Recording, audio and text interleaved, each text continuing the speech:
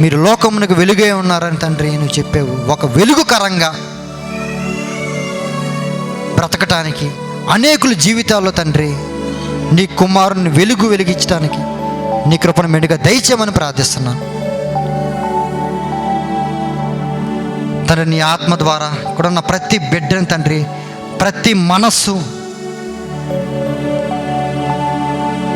మనసును తండ్రి నీ ఆత్మ ద్వారా తాకి నూతన మనసుగా మార్చమని ప్రార్థిస్తున్నాను.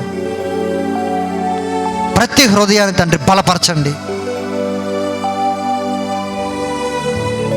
కృంగిపోయిన ప్రతి ఆత్మ తండ్రిని బలం ద్వారా బలపరిచి లేవనెత్తమని ప్రార్థిస్తున్నాను.